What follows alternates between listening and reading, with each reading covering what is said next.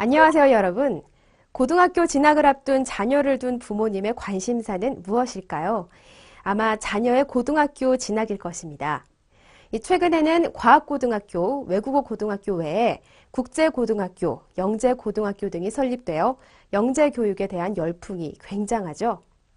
그런데 이러한 특수목적 고등학교들은 학생을 선발하는 기준에서 많은 변화를 보이고 있는데요. 예전에는 학생의 지식, 즉 성적 위주였다면 지금은 봉사활동, 논술, 문제 해결 능력 등 다양한 부분을 보고 선발하는 추세입니다.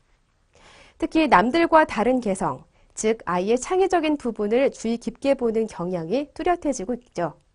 때문에 부모들은 자녀의 창의성을 길러주기 위해 그리고 이러한 부분을 피력하기 위해 어릴 적부터 관련된 교육에 열을 올리고 있습니다.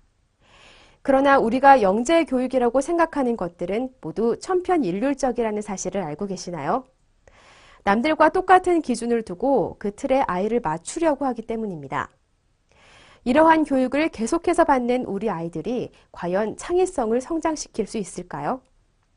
오늘 이 시간에는 창의성을 가로막는 10가지 저해 요인들에 대해서 살펴보고 창의성이 주목받는 사회와 창의적 사고 기법 활용하기에 대해서 살펴보는 시간을 갖도록 하겠습니다. 오늘의 학습을 시작해 볼까요?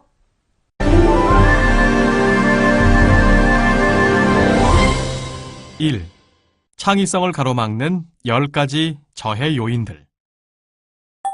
아이의 창의성을 신장하기 위해선 논술학원, 영재학습, IQ 교육, 미술 교육과 같은 새로운 조치가 필요하다고 생각합니다. 그러나 실제로 이러한 교육이 오히려 역효과를 불러일으킨다는 사실을 알고 있으신가요? 창의성은 주입이 아니라 대상에 대한 몰입과 여유로움 속에서 성장합니다. 하나의 과제도 버거운 아이들에게 계속해서 새로운 과제를 부여한다면 어떻게 될까요? 아이는 과제에 대하여 생각할 시간, 즉 사고의 질적 변화가 일어나는 부화기를 박탈당하게 되고 이것은 창의성 저하로 이어지게 됩니다. 창의적이어야 한다는 강박관념이 도리어 아이의 창의성 발달을 방해하는 결과를 낳게 된 것이죠. 창의성이란 덧셈이 아니라 뺄셈에 가깝습니다. 창의성 신장에 집착하여 전전긍긍하지 말고 느긋한 마음으로 아이들을 지켜보는 자세도 필요하다는 점을 기억하세요.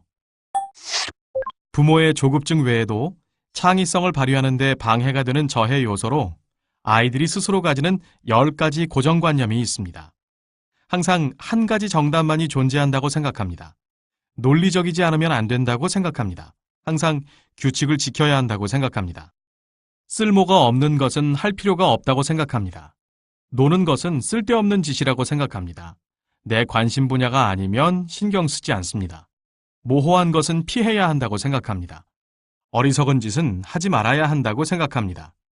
실수하는 것은 큰 잘못이라고 생각합니다. 나는 창의적이지 못하다고 생각합니다. 아이들이 스스로 이런 생각에 틀에 박혀 있다면 있던 창의성도 제대로 날개를 펼치기 힘들겠죠.